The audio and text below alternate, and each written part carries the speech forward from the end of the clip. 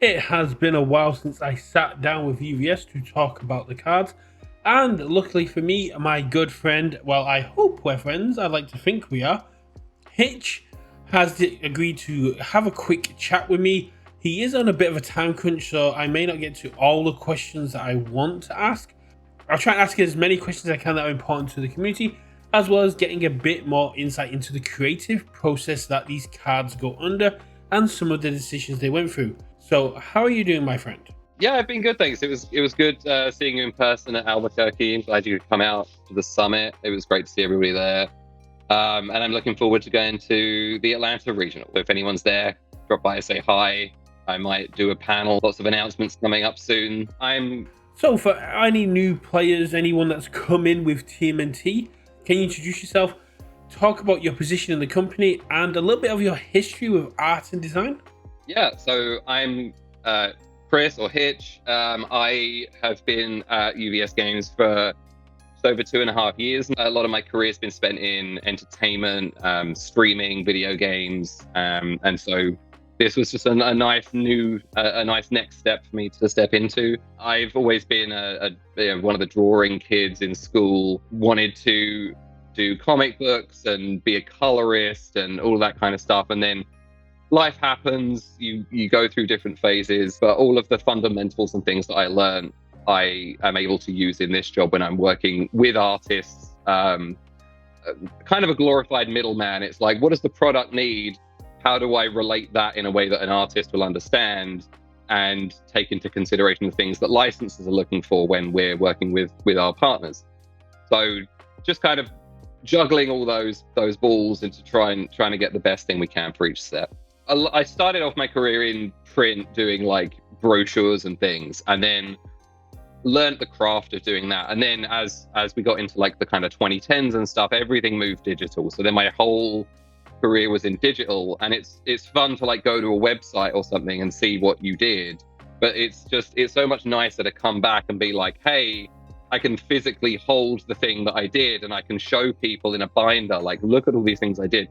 So it's really great, like watching the unboxing videos, going to pre-releases and seeing people cracking packs, walking around at regionals, seeing the decks that people are playing and the cards that they have. Like, do they play this version of a card or do they play that version of the same card?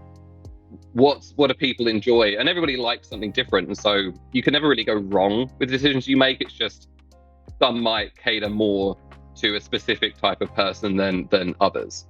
So even when you get like the negative, as you say, people having responses, there's usually an equal amount of people that like decisions that were made. But we're always listening. I'm always watching the content everybody puts out. I'm on Discord a lot, as most people will know.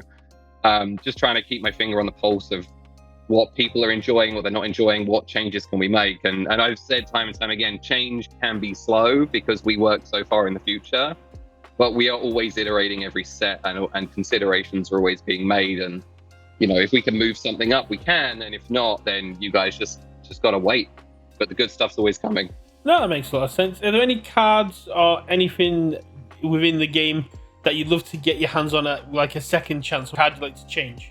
My first set was Jetburn that I worked on. I came in just as set 4 launched. So obviously, as we kind of were getting into sets 4, 5 onwards, All Might was kind of out of the show, really, and the cards. So I would have loved to have been involved at the beginning and done really cool All Might artwork. I'm quite sad that I've never really got to do a decent All Might piece. But I still love my Giro. Giro 2 was my first card. Tasty Riff was my second card that I worked on. So those two hold a special place in my heart. Oh, that's really nice. We'll have to get you to sign a couple of those next time I see you, because yeah, Giro 2 and Tasty Riff have amazing art within themselves. And that does kind of move me on to the next part, which is Street Fighter 6. We've had that drop a few weeks ago. With the return to fighting games, how different is it trying to capture the feel and art for Street Fighter 6 compared to Yu Yu Hakusho, Godzilla, AOT, which all have their own styles? Yeah, so Street Fighter was a big... I had to think a lot about how to do that set, because obviously like you mentioned a couple, we've had My Hero, we've had Yu Yu Hakusho, even Critical Role. All of these are like illustrated pieces. You've got Godzilla with the comic stuff, and going from that very the illustrative look to having 3D rendered models on cards, it's almost like sticking live action stuff on a card in a way. It's just like, if you don't do it right, it's not, when you flick through your deck, it's gonna stick out like a sore thumb. It's going to be quite jarring to look at. So I wanted to find a way to make them feel more illustrative, even though they are renders. So going into the game, it was like, we spoke a lot with the licensor. It was like, oh, can we get access to tools that let us move cameras, or do all this different stuff? And ultimately they the game is rendered in a way where that's how they want to present the game. So we can't move anything. So it's like, okay, how do I take a side-on view character, classic Street Fighter look, and give it that kind of styling that would fit well into our game? And so if you actually look at a screenshot of the game and you compare it to like one of the cards, you will see that we've put some like effects on it that kind of almost posterize it in a way. It's not the posterized filter, because that would just be a cheat, but it's a lot of like different filters on top of each other, lots of like noise and contrast filters, playing with saturation, all this different stuff to like pull out different colors and really play a lot with the high levels of like the whites and the blacks to kind of almost make it feel like it's an inked piece, like an illustrative piece, rather than just like a smooth edge render. So if you take another look at them, you'll see that those effects are on there when you compare them to just a regular screenshot of the game. That makes a lot of sense. So were there any particular characters, cards, or poses that presented a challenge? Yes. I can't think of any of I've got some of my cards here. Any of the ones really where the characters do their move and then they face backwards. Because when you work with anything, like if you look at if you go through your Netflix library, right, everything has a face on it, right? People relate to human emotion. You look at all the YouTube thumbnails, everybody wants faces, big emotions. You want to see the action and the reaction. And it's great when you've got like a pale rider and he's looking at the camera. You can see it. You can see Ryu is burnt out, right? But then you get some moves that are done and they're like going down for a kick, but they're facing backwards in the scene. So you've got to try and capture like the move. It's like, clearly it's this move, but you need to get it in a way where you can see some kind of emotion in the move and try and capture a piece of face. I don't know if we were 100% successful in it. Like I said, I don't have the whole set in front of me. And that's the trickiest part with working with fighting games, is that you don't have access all the time to those kind of tools that let you manipulate things and see faces and that kind of thing. Yeah, so like Jamie's Brazilian dance fighting sort of style would have been quite hard, because he'd be kicking one way but his entire body would twist in different ways. I can see those. Jamie, I actually remember now you say that, Jamie has a move where he's like upside down spinning kicking, and for me it's like, when I'm getting these shots, it's like I have to think about like, right, okay, well I need it to fit in this kind of space, and now he's upside down, so his face is going to be covered by text. How on an alt art card that's fine because there's no orange backer behind the text, but if it's the base card, we are going to have that. And so it's just finding the different angles that work with, because I'm not just picking the best looking thing. I have to think like, how does this look when it's within the card frame? And all those different icons and elements within it. Yeah, that makes a lot of sense. Is there anything, as we said, you always try to add the coolest things to IPs, to sets. Is there anything cool or reference-wise in Street Fighter 6 that we've kind of missed or no one's really picked up on? I don't think so. The thing for Street Fighter 6 was really just having Genzo Man come back. It was we looked at like, this is a return to fighting games, a return to the IPs and products that fans and players loved from the bygone era of the game, and like, how do we bring that back? We weren't going to go back and use Udon Comics artwork like the original sets had, but what could we do And so I reached out to Genzo Man. I was like, hey, I don't know if you remember this thing that was done many, many years ago, but would you like to come back as a kind of an homage to the original game?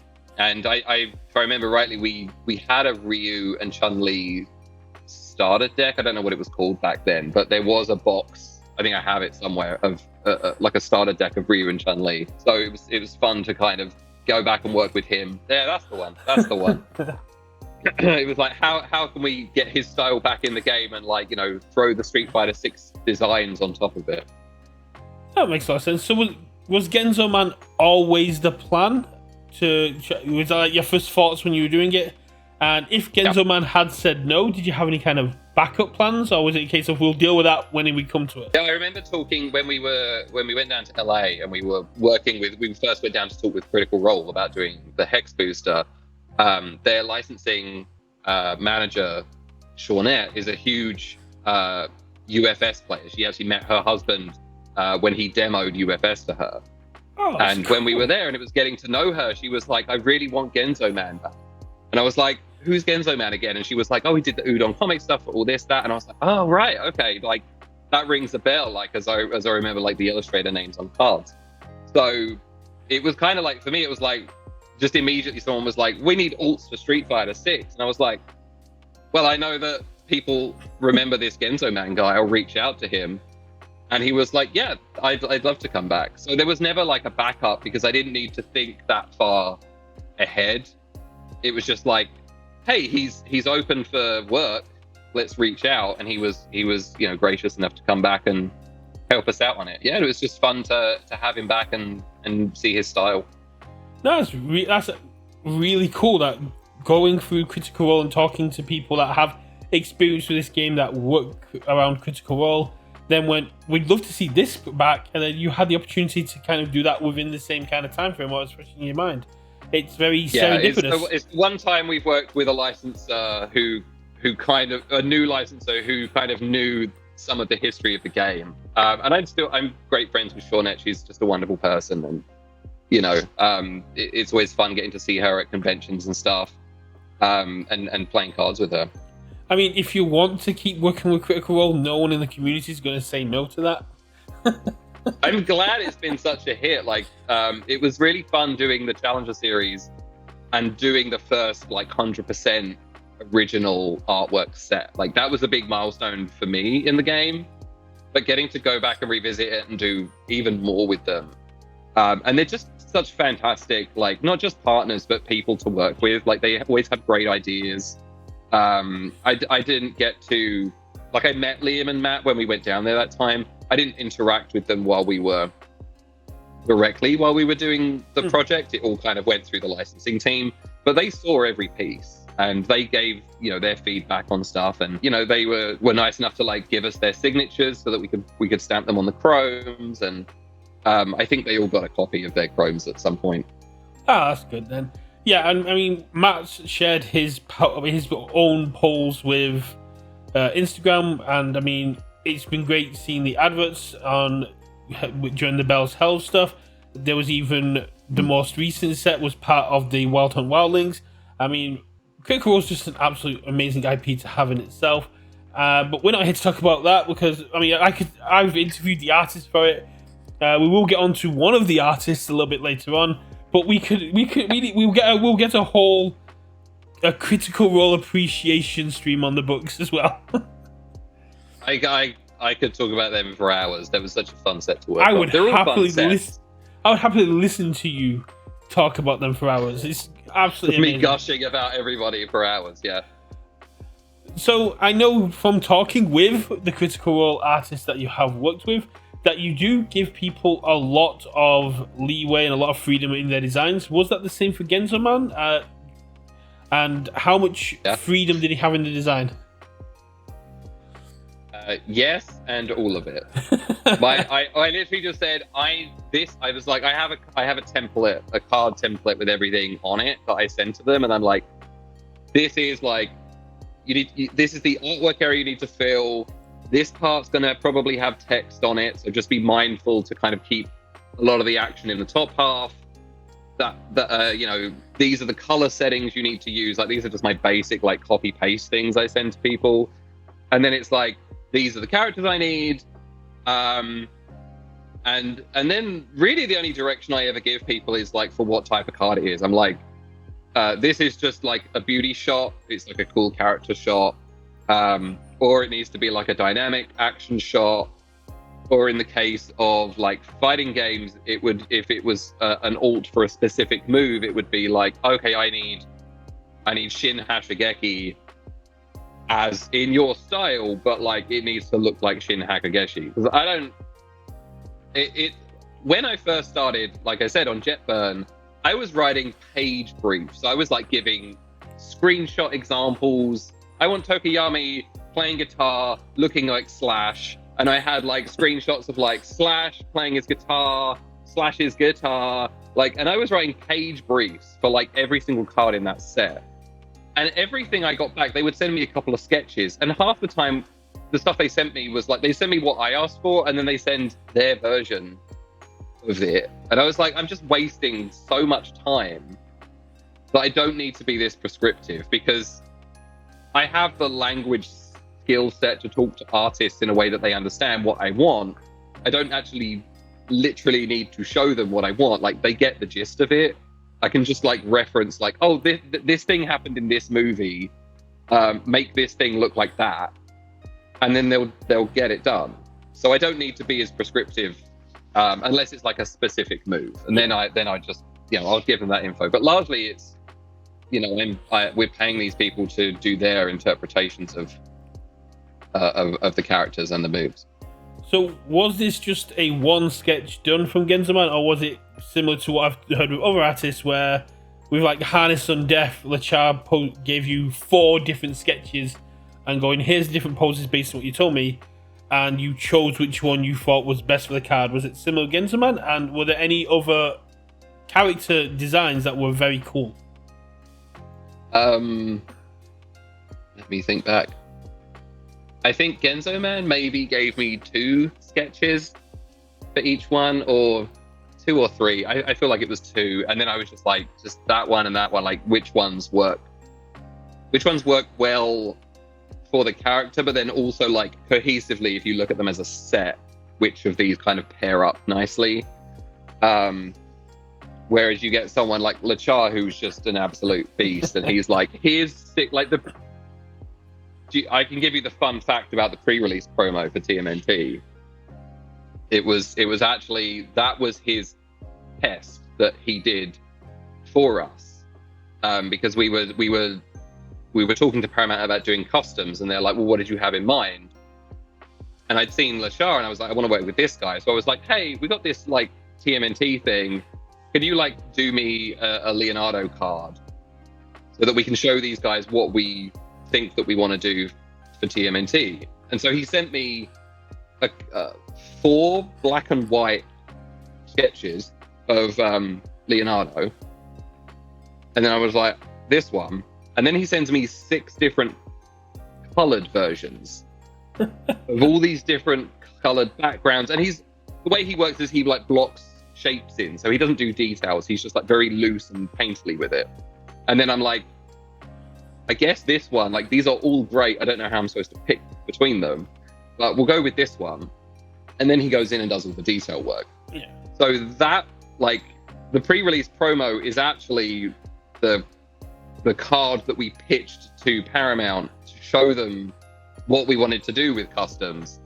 And then it got down to like, oh, we need a pre-release promo. And I'm like, I've actually got this thing that we haven't used in the set yet. This would be quite a cool, like, thing to like get people, because it matches the character arts in the set. No, but he's a beast. He'll give you like 4 black and white versions, 6 color versions. He's just a machine. And Love he's that guy. Absolutely passionate about what he's doing as well. I mean, from my brief chats with him, he absolutely loves it. He loves talking about it. His Twitter feed is just full of all his sketches and when he's seen it. And it's great to see his alt-art characters are going to be the PSA covers for the magazine in September. I think that those are... I want some of those myself, but we kind of need to get some for Lachar. Yeah, and the packaging, like we didn't know that we were going to use his stuff for the packaging, and then we were like, well, we've got this stuff. It looks great. Why don't we like do it? So we like mocked it up, and so he had no idea, and I showed him, and he was like, oh my god, I can't believe it. And then we were like, oh, and now you're going to be on the magazine covers, and his mind's just blowing that not only did he get to work on this, you know, beloved IP that everybody loves, but that his work is getting such, you know, a prominent marketing space for it. When I was talking to him about TMNT, because he was saying we were going to see him back in TMNT, and I showed him like the boost. He's like, that's my art. I'm like, what? I think this is the first time we've had custom cut, like well, apart from Critical Role, of course, where we've had bespoke art like that on the packaging when we've had IP assets available. Yeah, I mean, the funny thing is that because of the nature of timelines, he did the Leo pre-release promo, and then he actually, I think, I can't remember because it was a while back. I think he actually did TMNT stuff before he did the Critical Role stuff. Oh, that's trippy. No, that can't be right. No, sorry. No, he did the pre-release card, then he did Critical Role, then he finished TMNT with all of the alts. That's the way it went down. Nice. But like, because of the way that timelines work, it could have very well gone that way. I imagine it's kind of like the way I feel like it's a bit of a low-key situation. The way we see stuff coming out is the main timeline, and the way you guys are doing stuff is the TVA, and like just going into different aspects of the timeline. Yeah, like all of Attack on Titan was done back to back, and so changes that we had made for like Critical Role with things like promos. You saw some of this in I think it was Denver. It's like you got one like a look of promo card that was Critical Role, and then AOT happened, and you got like it kind of went back a style in promo card design. But that's just because it was actually done before that. But because of the nature of how we worked then, it was like this kind of transition period where the information we got from, you know, AOT 1 had some influence on Critical Role. But by that point, you can action it then, but you can't go back and reaction on AOT 3, which comes after that because you've already done it. So yeah, it is this kind of low-key multiverse timeline thing of like what we're working on. It's also about keeping things consistent within the IPs. Although they're regional promos, they're still Attack on Titan regional promos, so they should look similar to the other Attack on Titan regional promos. But speaking of promos, we've just had Gen Con. We've had our first multi-IP promos. And talk to me about the TMNT promos. That was a very unique, stylized choice. TVs. TVs is always a choice. Well, they weren't really chibis, but it was. They were. Yeah, I call them. They were like as much chibis as you'll get from like a Western license. Yeah. But yeah, it was just a fun, like, you know, looking at what we have for the promos. We're going through the asset banks, and it's like, okay, what do we have here? You know, you'll see coming up. You've got like scramble promos and regional promos and all this other stuff that I don't think has been shown yet. But like that's one type of style. And then it's like, well, okay, well, we have access to so many different types of turtle. You know, we've got comic stuff and different shows and different artists' works and all these different things that we can pull from. It's like, well, let's use this style for this and this style for this. And it was just nice to be able to have enough stuff. That's usually the biggest problem, is like we don't have enough stuff. But here it was just like 30 years of like turtle stuff that we could just go in and be like, right, well, we're going to have this style for that and that style for that. And then, you know, it just gets people excited to go to different events, and I'm not going to get the same type of thing. I can go to my locals and I'll get this cool, I don't know, comic book thing, and I'll go to the regionals and I'll get a chibi thing, or, you know, because some people like chibis. They're not my personal favorite, but I know there are fans out there. I'm still hoping we're getting a Zekai Quartet set, which is all chibis, especially now we're getting the Eminence of Shadows himself in Season 3, which I'm very excited for. But that's that's a whole other thing we can get into. But we also got the return of Critical Role, non-standard legal, which makes me very sad because I was looking forward to Whipping Up a Storm. But the art is so cool in these cards. You've got the official character art for Dorian on his loot with some stylized backgrounds. You've got the Lauren Walsh Bell's Hell's puzzle piece Little Mister, and then these super stylized Dorian and Fern, which had my guests when I was talking about the cards absolutely gushing. Were these designed at the same time as Critical Role, or is this something you kind of went back into and have been able to work with these amazing artists again? So we'd actually, again, thinking back many moons ago, I think what happened was we'd finished Critical Role, and we even when we release a product, we still keep a good relationship and keep calls with our licenses and stuff. And so Shawnette, messaged us, and she was like, "Oh, just in case you guys had anything that you were looking at, we just got a bunch of stuff commissioned that we were going to use for something. I can't remember what it was."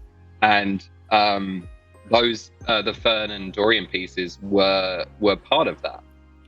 Oh. And so we were looking at all of them, and we had a bunch of. I think she might have had a piece for every character in every campaign.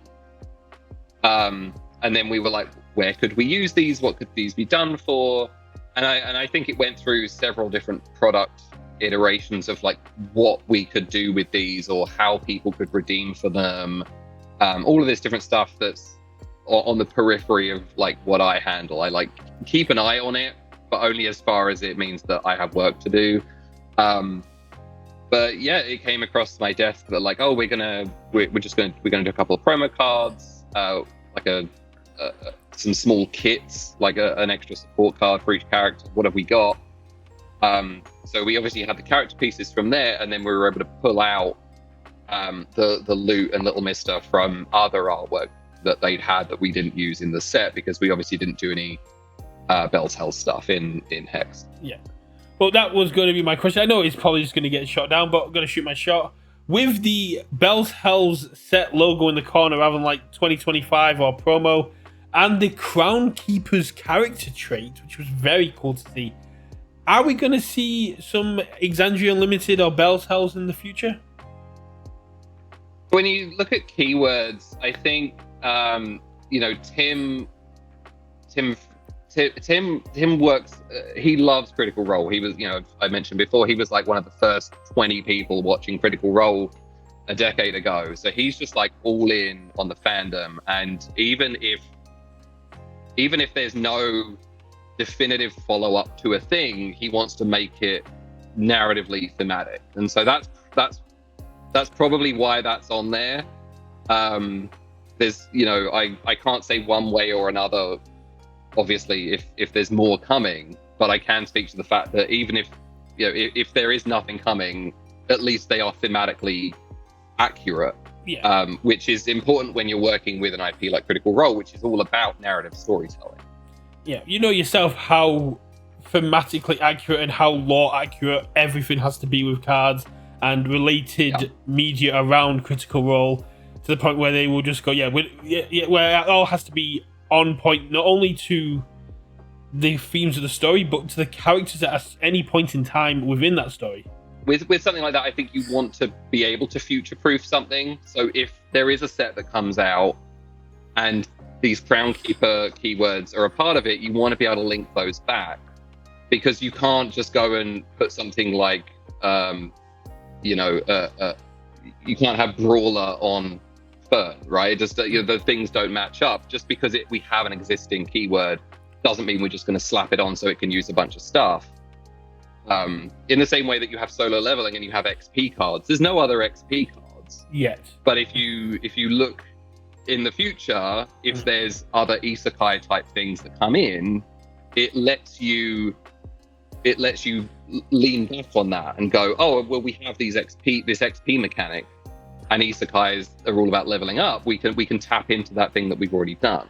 Yeah, similar to the fact we had the Warrior and the Brute keyword character traits come out before they had no any way to use it, and then TMNT's kind of followed that along, with Donnie having the inventor keyword, Bishop having the inventor, and being able to use Cabal's Ruin, which is a hell of a crossover. Speaking of TMNT, let's move into this, and let's start off with your baby of the set, the UV Ooze All Art cards. How was that conceived?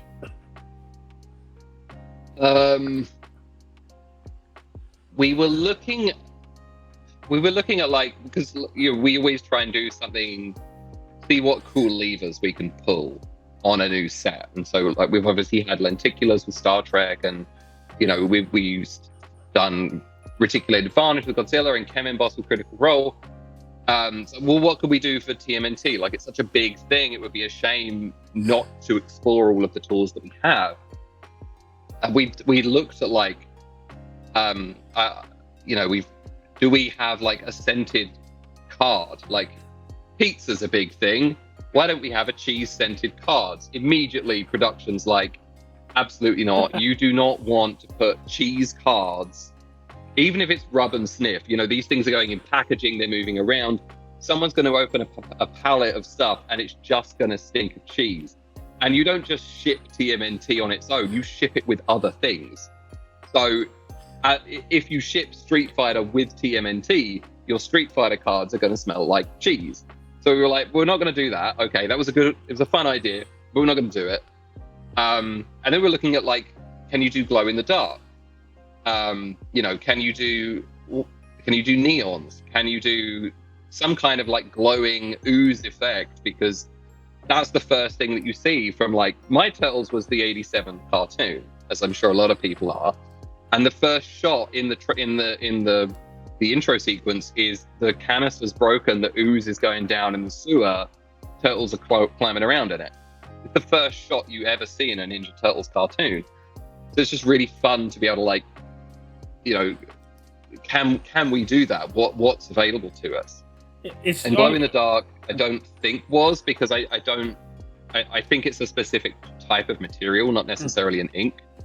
But we did have the option of doing the UV reactive, which is an ink. It's a kind of neon ink, and so it still looks very vibrant even if the lights are on. But then you turn it off, and obviously, as you saw at the summit, you shine the light on it, and it just becomes a whole new thing. Yeah, it exposes a whole different dimension to the card under the UV light, and it's kind of like the similar thing to the alleyway in Batman, the destruction of Krypton in Superman. The ooze and TMNT are synonymous. When you think of TMNT, you think of ooze, so it was a great choice to kind of go with it. It's ooze or cheese, and we went with the better of the two options. I mean, if you'd have had the pizza scented kind of stuff, we might have had ooze as a keyword, but luckily we got ooze as the card and pizza as the keyword. A much better trade-off. So the decision to have the cards be Mutant Mayhem and Part 1 of Tales, and then the alt arts only being around the 1987 cartoons, was that a choice that you guys wanted, or was it something that Paramount put in place? And was it ever discussions of getting the 2012, 2017 like iterations in the game as well? Yeah, so we had access to, like, the license was for all of Turtles, so we had all of Turtles available, and we were talking with Paramount about like, what do we know anecdotally what's popular, right? What do you see as being popular? What are the marketing beats that you guys have? What's coming up? If you can tell us, what are you just generally seeing? Because they know their IP better than us, as because they own it. We think we know what's best and what people want, but they actually have the data. And they obviously had Tales of TMNT coming out. We'd actually started working on the set before that came out. We knew it was coming up. We had access to trailers and things, but I think we had about a 1 month period before it launched before we could get access to it. And it was obviously only the first half came out. But this is the new era of Turtles, and I'd seen the movie, and I went into it like, I'm not this is just going to be some silly like kids thing, and I knew that Seth Rogen was somehow involved in it, but at the time it didn't mean anything. But then I sat down, and 5 minutes into it, I'm just there with my son. We're cracking up, like he's enjoying it for what it is now, and I'm enjoying all of the callbacks, all of the silly Seth Rogen stuff. It just felt really authentic, and so they're interested in the new era of Turtles, and we knew that a lot of us were like, oh, I'd love to do the original Turtles. But you kind of look at things with rose-tinted glasses, as is the nature of nostalgia, because when you actually go back and look at the show, visually it does not hold up. Like I as an experiment, I went in and I screenshotted some stuff and put it on a card frame, and it's just like this was before the HD, right? So none of this stuff looks particularly great on a screen card. I can't imagine it would probably print very well. And then you have all the new stuff, which is obviously 4K, high def, looks great. And there's, all of the IPs nowadays are made with transmedia stuff in mind. So there are assets available. Whereas all of the 87 stuff, it was like, we're just making it, we're pumping it out to sell toys. There's no marketing toolkits, there's no style guides, there's none of this stuff. Like all of the retro stuff looks retro, but it's been illustrated more recently in that style. It's not from the 90s. Like the vector graphics weren't a big thing back then. So it was just we spoke with them, and then we spoke with the head of product at the time, and he had the idea like, we'll go down this route. But then we love the idea of like everybody has their own era of Turtles. We have the old heads, and we have the new heads, and we have people in between. We've got the people that loved it and collected the toys. Like, what we could do is just have a whole bunch of different alt-arts that explore the different eras of Turtles. That way you get to play the game of Universus with the IP, but you get to play as your era of Turtles. And so that's where the idea of having multiple character alts in it. Yeah, I think there were many more. There were I think the original pitch was to have 6 or 7 different types of alt arts, and it just ballooned out of control, and it was quickly shot down. But as you're kind of spitballing ideas, someone was like, well, we could have a 2012 alt, and we can have a movie alt, and all this stuff. And we were like, let's just tone it down to what we want: the customs, we want the retro stuff. The toys we saw the photos of, and we were just like, this is just fantastic. We didn't get those made; those were already created and captured. And I loved those toys. I remember when I was little, and it was they came out at Christmas, and it was like you could go to Toys R Us and you could only buy 2 figures. And my mum, God bless her, just stormed in, grabbed everything. Bought me and my brother the whole. I think she got some friends and went down and just got everything. We had all the toys, all of the the sewer thing, the inflatable blimp toy. We had all of it, and so having the toys in was a huge thing. We kind of got our first live action cards with the toy cards, and we even got references to the 1990s movie with the Raphael toy wearing these trademark Critters trench coats, which is really cool. Yes. I am hoping we do get some live action cards, because now you've told me that you had access to everything. I assume that includes the live action movies, the LA subway PSAs, We Wish You a Turtle Christmas. I think there was some stuff, because they did a team up with Pizza Hut at some point. I think I maybe saw some of that stuff in there. Oh yeah. There was so much stuff in there. There will be, because like you said, we're approaching almost 40 years of stuff. And that's not even including the comics that came out before the 1987 cartoon. There was some Eastman and Laird stuff in there. It just wasn't because it's so old. The quality of it is of its time, right? Yeah. And there's even more stuff coming. I put out a video the other day talking about New York Comic Con coming up. And if you guys are there, I suspect that there could be some comic promos coming, because they've got brand new Tales of TMNT comics coming out. So there's even more media coming out that we can get from it when we get Turtles 2 after Mutant Mayhem 2. That's me saying that. I did see that video. I always enjoy the theories.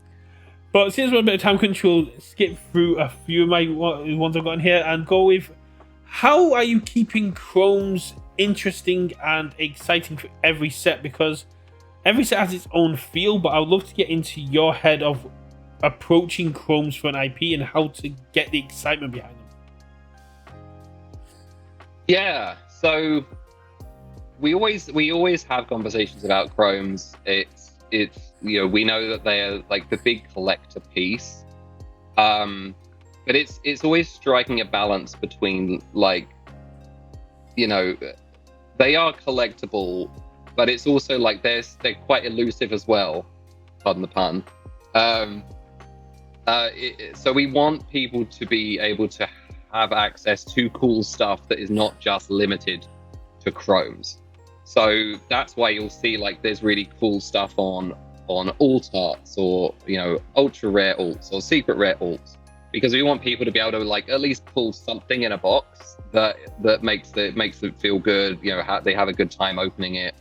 And if they pull the Chrome, it's kind of like it's almost like an automatic guaranteed adrenaline rush. It's like, I'm not saying we're lazy on it, but it's like you don't really need to, you don't need to put that much. You don't have to put as much thought into like a Chrome as you might do some of the other cards, because the serialized nature of pulling the Chrome automatically makes it exciting. Whereas if you pull a character rule, it's like it might not be exciting. So we want to try and make that as exciting as that can be. But that said, like, we do want the Chromes to be exciting. So we're always looking at like what can we do with that. You saw with like Jetburn, those were like the first custom Chromes that we had, and then with Girl Power, though, that was the first time we had the cool varnish pattern on the Chromes, on the actual silver part of the Chrome. Yu Hakusho, you had like the retro look. I'm trying to think of some others. Then we started moving into like Critical Role and Attack on Titan, where you got signatures on them. So it's like, what's the thing that we can add? We're not going to throw everything at a Chrome, but what's the one thing that you can put on it or do for it that is going to like take it to a next level, or at least be on par with the previous set's Chrome? Yeah. So we got the gold printed manhole cover, because trying to pick who you wanted to sign TMNT cards out of 40 years of history would be an insane challenge. Exactly, yeah. And then when you look at something like that, it's not only like which era do you get, but then it's just a whole nother level of licensing and contracts and all this other stuff that you have to get through. And it's a delicate dance that you're always doing with working in this we're an IP centric kind of product. It's always this delicate dance that we're doing, and our licensing team does a great job with it. But you also don't want to play favorites. It's like, we could get this person, or we could just, this works. We don't need to I couldn't tell you who some of the voice actors are. I know who Jackie Chan is, I know who Ice Cube is.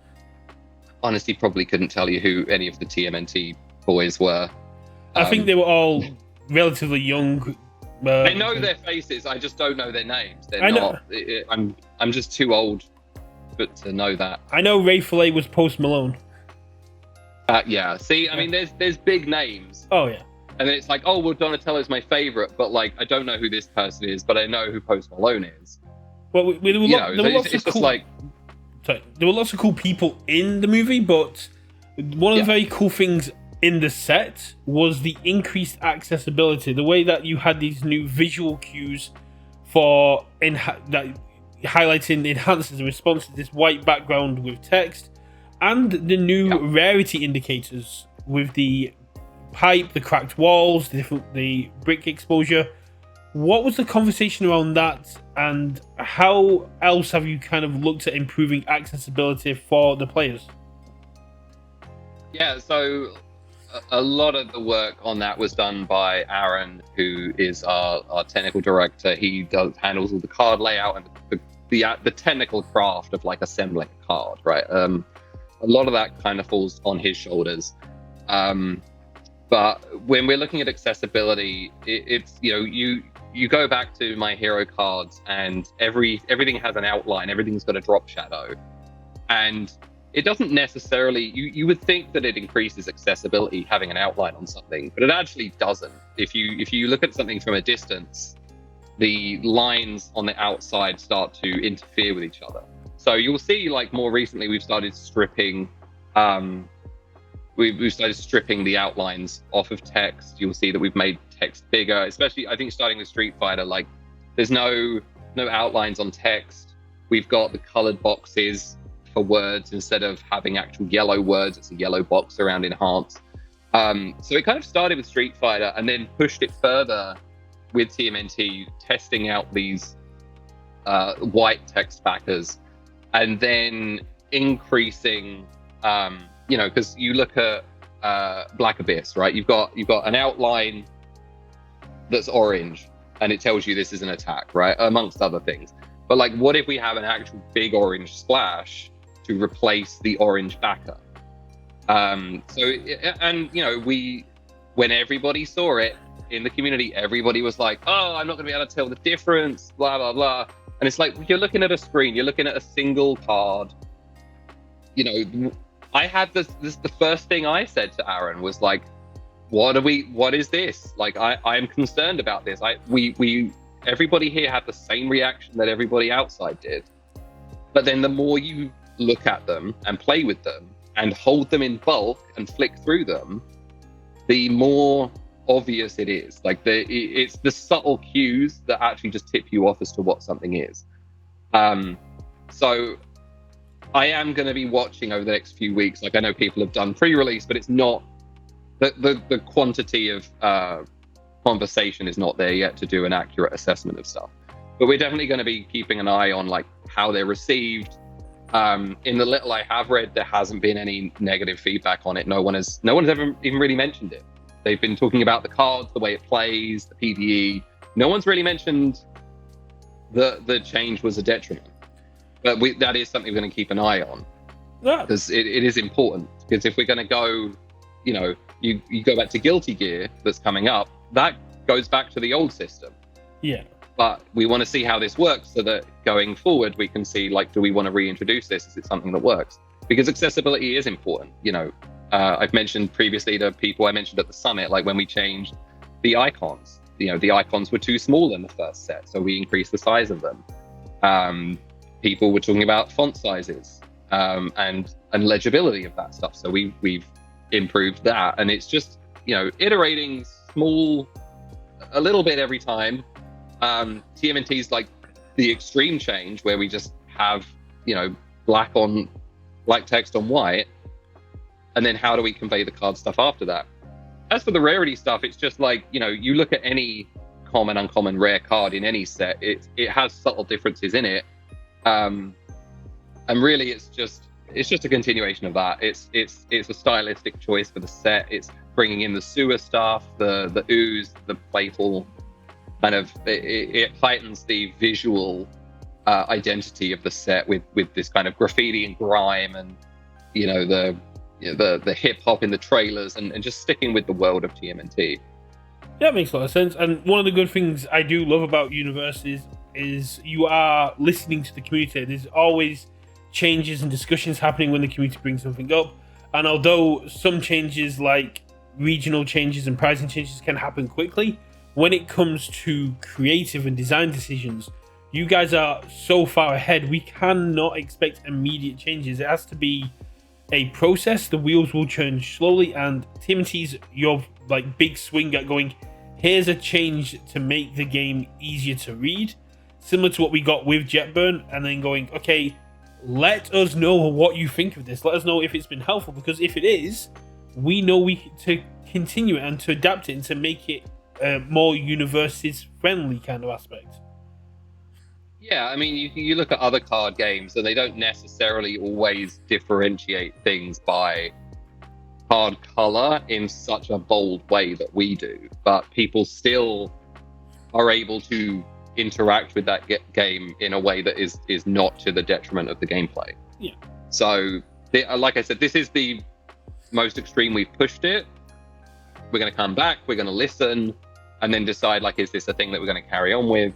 As always, like, I urge people to be constructive with criticism. Don't just leave a wall of text that says, I hate this, it's awful, the game's ruined, I'm going to sell all my products. You know, people just throwing the toys out of the pram. Tell me why. Why do you not like it? And it can be an opinion. It can be like, I don't like I prefer, you can have preferences. Everybody can have preferences. Everybody likes different things. I prefer the way that this set looks. I prefer the way that this, you know, mechanic used to play. That's fine. If you think something is being a detriment to the game, tell us why. Like, okay, if I don't like Blitz, why do you not like Blitz? Do you think it does something different? Do you think it doesn't achieve the thing it's supposed to achieve? Break it down for us in a meaningful conversational way where we can engage with it, not something that's going to like get people's backs up, because that's not the way to go about anything in life. You know, I think the mods do a great job in our server of keeping things, settling tempers when they flare up, and keeping a good conversation. And I always come in like, I'm reading everything, I might not interact with everything, but if someone's making a good point, I do want to know how that can be, you know, implemented, because I play the game, I love the game, and I want to be a champion for the game's continued success, and I want to see the player base grow.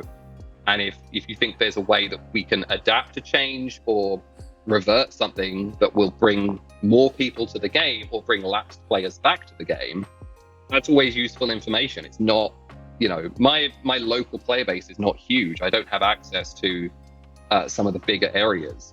So hearing all this different feedback is useful for myself and everyone. Yeah, but what you don't need is just people screaming and shouting at the wall without explaining why they're upset. And then people just jump on top, and it becomes an echo chamber, and everybody just gets in a bad mood, and it's just keeping things conversational and friendly. Like, no one is out. There's no big bad corporation. It's literally 50 people that love the game like I love the game, trying to do the best they can for it.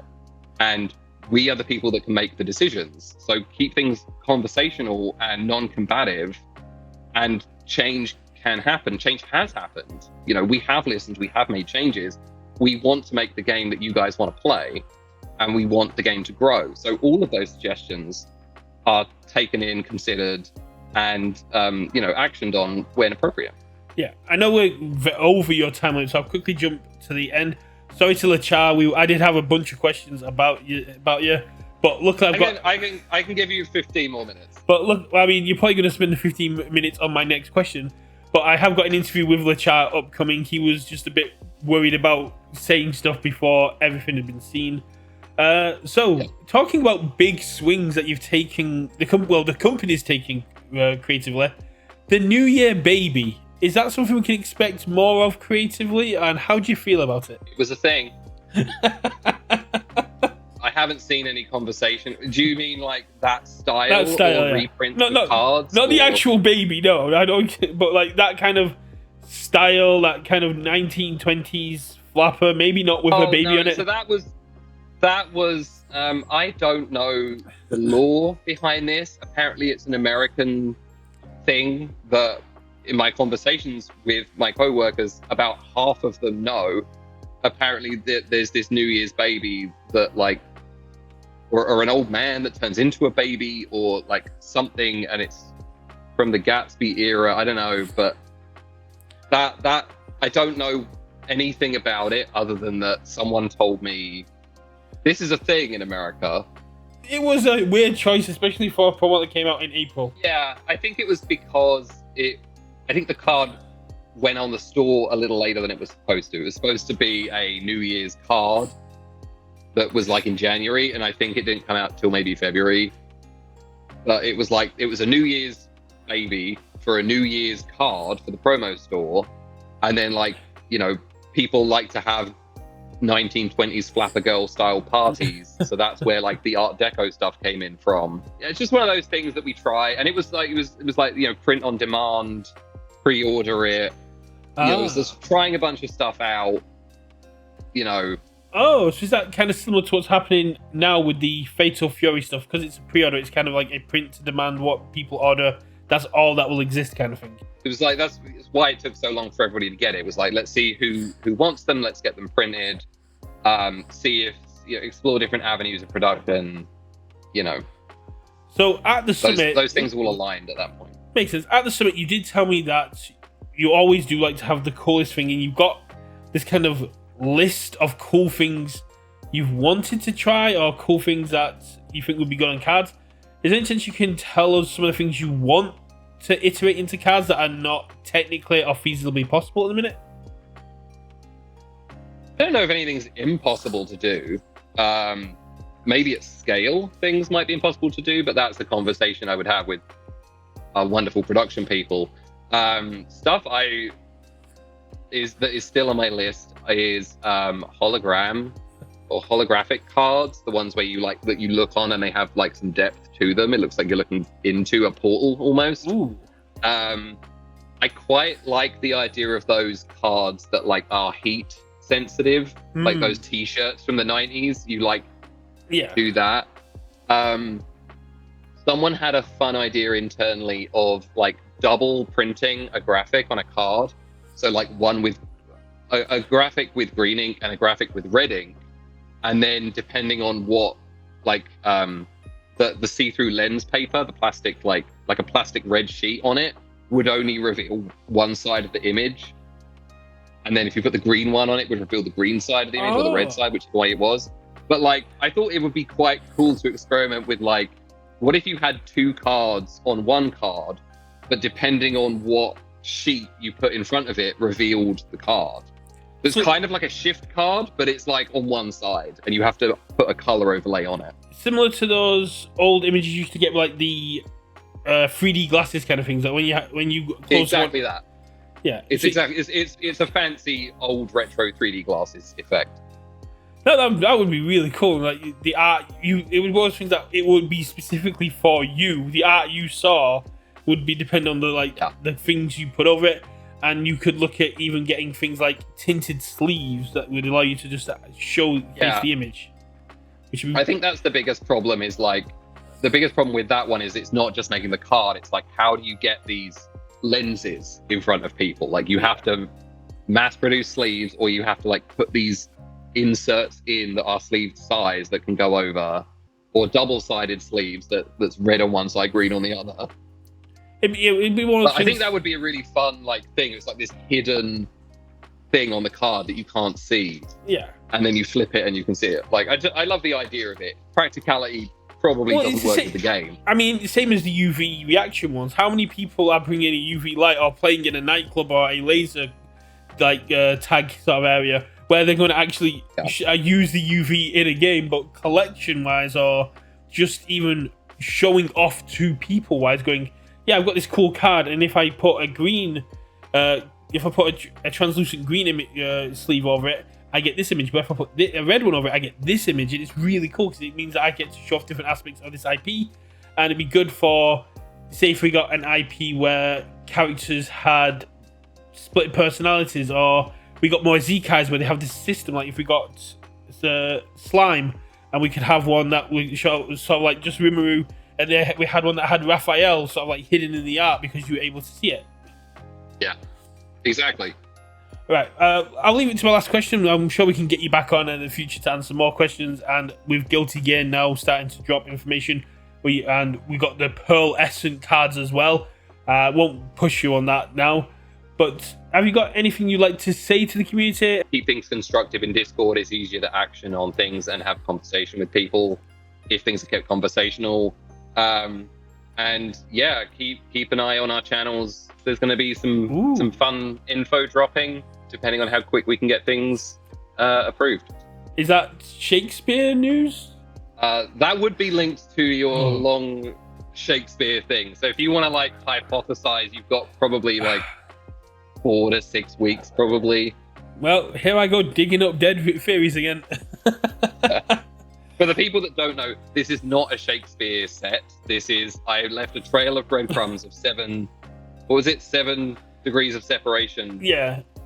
For Brett to follow to find out some upcoming news, and it started with the word Stratford. Yeah, I think I did very well just from Stratford, but then UK versus R&D got me on the she's the man kind of thing, because we got very close with that ourselves. We got to Nicktoons. We just got the wrong Nicktoon.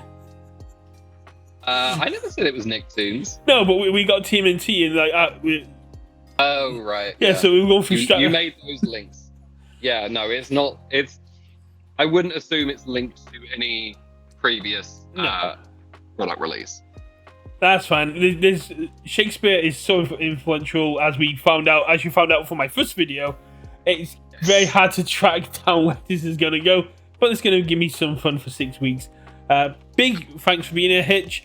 If you want to see a different side of Hitch and watch him have a meltdown, do check out the reprints episode that he was a part of. He had a lot of fun in that. Rigged. It was rigged.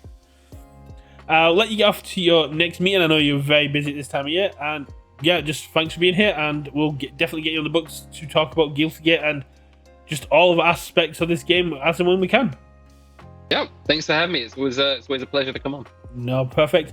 Yeah, be sure to check out Universus socials. They're posting they're posting all the time. Articles are going up ever more frequently. And yeah, it's just great to see more community engagement and this communication aspect that people have been asking for, that the company is trying to fulfill. We'll catch you all at game night. Bye.